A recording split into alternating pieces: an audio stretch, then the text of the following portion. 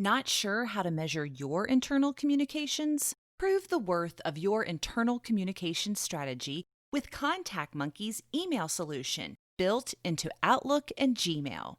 With Contact Monkey, you will be able to track and analyze employee engagement from your inbox. Start measuring email opens, link clicks, location tracking, and various forms of employee feedback, such as Employee Net Promoter Score.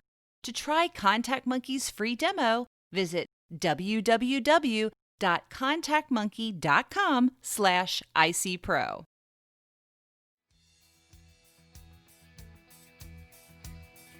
I'm Sarah Jackson.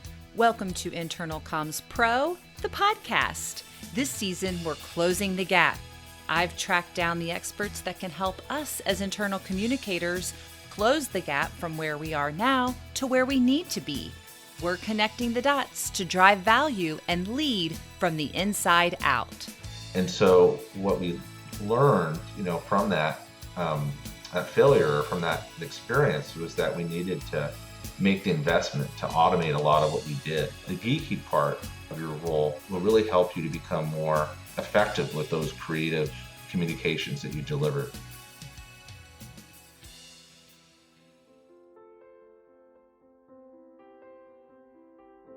From Storyteller to Data Geek, that's Greg Bardsley, Director of Internal Communications at Equinix. We spoke with Greg last week as he connected the dots on how to redirect our focus from deliverables and tactics to moving the needle on employee behavior. Now, if you didn't get to part 1, be sure to go back and listen to that episode because Greg gives us insight into his team's action framework that measures the knowledge, attitudes, and actions of his employees. Now, in part 2 of our conversation, Greg dives into the different layers of measurement and shares how the story of data can be a motivating factor for managers. He also shares his measurement checklist and how he saved his team from the internal comms hamster wheel. This and much more on today's show. It seems that there's sort of almost layers to this. So it's measurement that you just need to know for your own team. And then it seems like there's this other layer that's almost like a PR layer that like, hey, this is how well our internal comms team's doing to show the value of the team, right? So do I have that right? I mean, absolutely. That's a great way to put it, Sarah. I mean, at the end of the day, I think one of the things that I've learned is as storytellers, we have our opportunity to define our own narrative to our leadership and to our stakeholders. And sometimes it's even redefining. We crafted our narrative around, what we call the money question. Can you tell the Equinix story? And that's really something that resonates with leaders because at the end of the day, as a communicator, you want to help your audience to be able to tell the story. And the other thing that we track, we don't have a KPI on how confident you are in the direction of Equinix, but we do track that because obviously that is something also that our leaders, rightly so, really pay attention. And then we look at the behaviors and the vehicles that move the needle in those two areas. And that is super powerful with, and rightly so, right, with our leadership and with our stakeholders. Just like you said, a lot of the stuff that we're measuring, we're not necessarily reporting out. It's not on a KPI report. It's literally just giving us insight into what works and what doesn't. Yeah. And you also mentioned something that I know in my interview with Google. They talked about the importance of having this dashboard. So is this something that you've created yourself, or is it within a tool that's automating and giving you the metrics? Or let's dive into the weeds on this dashboard idea. Maybe our dashboard is just really, in a way, a simple PowerPoint, and you probably have seen it. I probably have shared it with you, Sarah, when we had the panel last year, which is what we're just tracking. I can explain the Equinix story. One of the value propositions we at Equinix provide is interconnection. The ability for customers to interconnect with each other and create value. These are things we track. I feel confident in the direction of the Equinix. We track that. We don't get scored on that one in particular, Um, my manager has presented the quarterly update in the past 3 months. We do track that. We're no longer gold on that one, but we are tracking that because we know that that's powerful. Okay, you're a proven storyteller, but maybe you're ready to dabble a bit more in data. With Circle Broadcast cross channel analytics, finding out important info like what content employees like or where they're consuming their internal comms is available. With click metrics and more, create custom dashboards to track your department and organizational goals and easily share it with your stakeholders. Broadcast Insights tracks data that shows the actual value of your efforts. You can visit circle.com/insights to learn more about the Broadcast Internal Comm solution. That's CERKL.com/insights. Greg's insights here on connecting your measurement strategy to your company's KPIs is so key. Now, in this next part, I asked Greg for his measurement checklist. Of course, we're going to put it all in our resource guide that you can access for free at internalcommspro.com/show notes. Now, you're going to want to listen to the end of this episode because Greg at the end shares the number one failure that led to getting his team off the internal comms hamster wheel. Let's jump back in. You had made a good point about this whole dashboard idea, and that I think the fact that you had talked about marketing, because I think so often internal comms can learn from marketing. I mean, they've been measuring stuff, for years and years and years. So to almost think of ourselves as the internal marketing, arm, I think is another great point and the evolution of the internal comms world too. So I'm glad that you mentioned that. Yeah, and it really helps us in terms of making investments. When our leadership, and this is not just anywhere, right? When they understand the work that actually moves the needle, it just makes the work to get buy-in on additional investment, I think, that much easier. Yeah. So I want to just recap to make sure I've got this so far. And then I want to get a little bit weedier and then we're going to kind of go back out. So, first thing is to overcome this default of just going right to the tactic. That if I'm going to go down and evolve as a data geek here, that I need to make sure that I understand what the leadership's objective is and how everything we're going to do now is going to be tied to that. And then I heard you say that you developed your own action framework. Now, yours is, what do we want employees to know? What do we want them to feel? What do we want them to do? And then the third level is, you've identified the vehicles that are going to help drive the know, feel, and do. So our company meetings are really great to teach, but also to get employees to maybe feel a certain way. And then you're measuring that with surveys and different tools and things. Do I have it so far? Yep, that's right.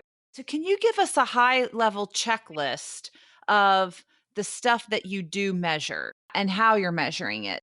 So the things that we measure, number one, we measure employees' ability to tell the Equinix story, and then we dissect that 1,000 different ways in terms of where they work, how long they've been at the company, etc. One of the other things that we ask employees is, are they able to explain interconnection, which is our key value proposition at the company.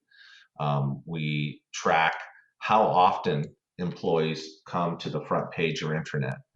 Is it daily? Is it every other day? So we track that both in terms of the survey we ask, but then also, actually what people are, how much, what each story is getting in terms of readership and whatnot. We're tracking the manager communication, like, I guess maybe 3 different ways. We are tracking downloads now, just to see, how often our managers downloading it, but we're also tracking what employees say their managers are doing. So we don't know who those managers are or who the employees are, but we're just getting an idea of, how many managers are actually pitching the materials to their teams, and therefore we can also look at how engaged those employees are. So we're tracking, employees who don't have engaged managers, how they feel about the company, what's their ability to tell that Equinix story. So we're tracking that. Um, we're oftentimes, like right now, we are asking employees how ready are they to return to the office in the midst of the pandemic, and we're looking at that from the different cities in which we operate around the world. So that's something that we're tracking. Let me just take That's a look. interesting. You're a global company then, correct? Yes. Okay. And so you were already, by the nature of your company, with these company meetings, were they always remote? Yeah. So we are global, but we, have had a physical event, and we host them every year. We go to different parts of the world to host them, and oftentimes they're hosted in our headquarters in the San Francisco Bay Area. And so Okay. there are people who attend live and people who are watching from the replay. And one of the things we track there is not only attendance, but was the meeting a good use of their time, and whether they feel better about the direction of the company after attending the meeting. So those are two metrics that we are always tracking as well. Okay. Any new metrics that you added with the pandemic? Yeah, it's interesting. I mean, I think that the company we are tracking whether a ton of metrics. In terms of internal communications, our team, we have not created like a new KPI around that, but we also hope that that goes back to our percentage of employees who can tell the Equinix story, Yeah. metric that we have. But yeah, we're tracking everything from, as we're looking at which offices to open and how to approach reopening, we're tracking that. Like I was saying, we're tracking whether the company, whether employees feel good about how Equinix is responding to the pandemic, and knock on wood, the numbers are really good there. We're tracking.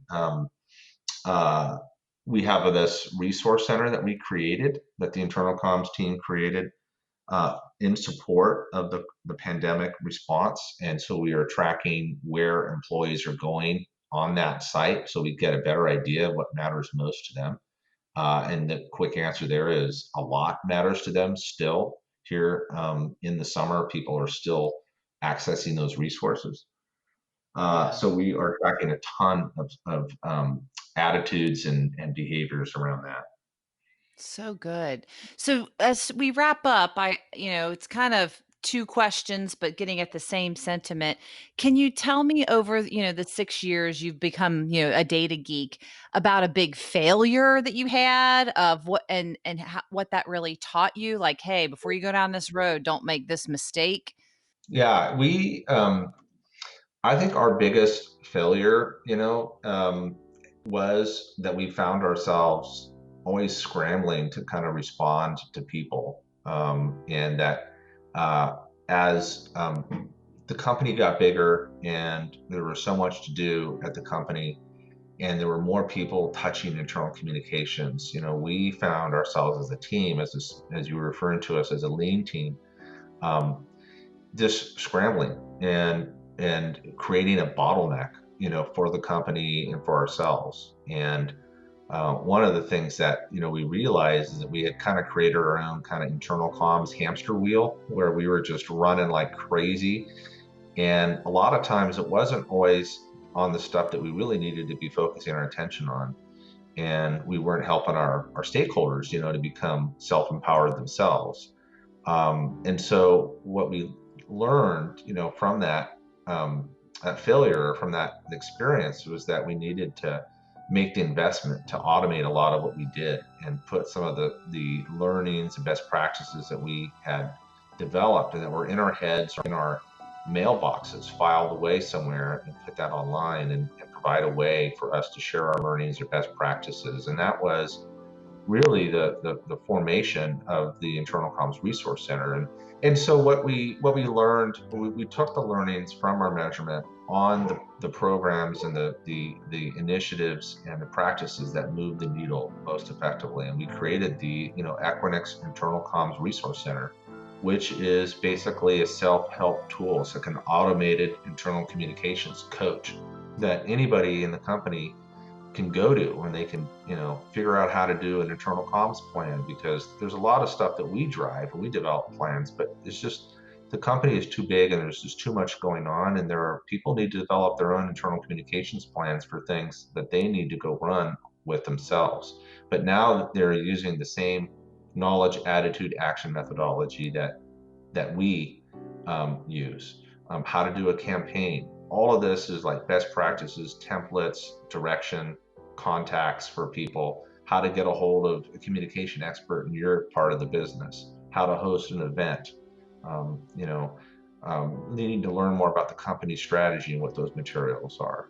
And so we have been investing in this internal communications resource center, and it really has helped in terms of our ability to get off the hamster wheel on some of these areas and focus on some of the stuff that we need to focus on, while allowing more people at the company to become effective internal communicators.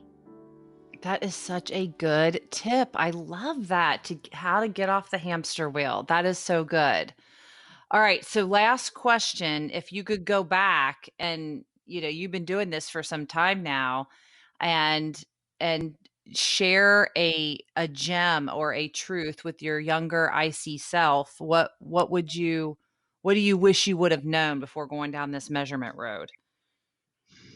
I would say to my younger self is number one, enjoy your youth. And then outside of that, you know, we, right? You know, um, and I think, but beyond that, it's important to honor, one's educated gut, but don't rely on your gut too much. And I think, as a communicator early on, and as a writer, there's a lot of focus on that area, but also be sure to, get geeky and and use that as an advantage, because the creative part of your job is always going to be there. But the geeky part, of your role will really help you to become more effective with those creative communications that you deliver.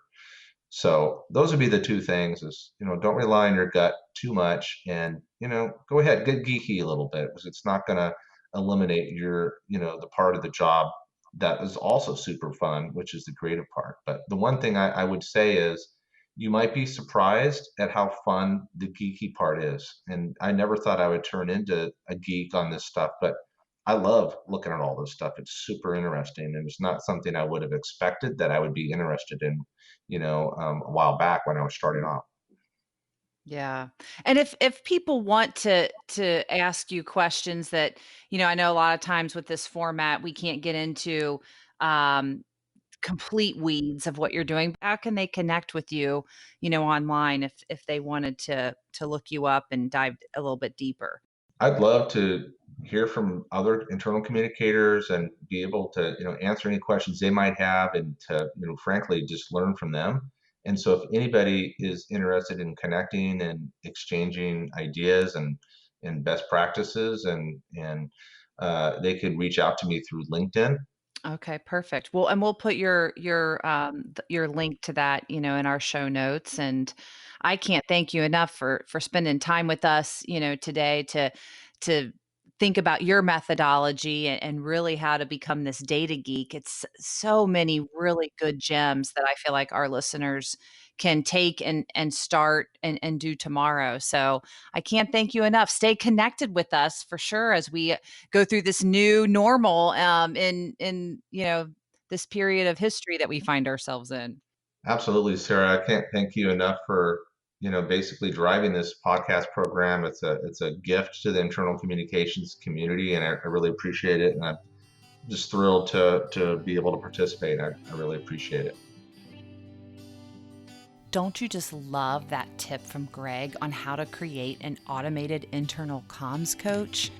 Now, if you want to continue to connect the dots on how to become a data geek, So that you too can close the gap on your measurement strategy, you can download our free guide that accompanies this episode at internalcommspro.com/show notes. Stay with us as our journey to closing the gap continues next week.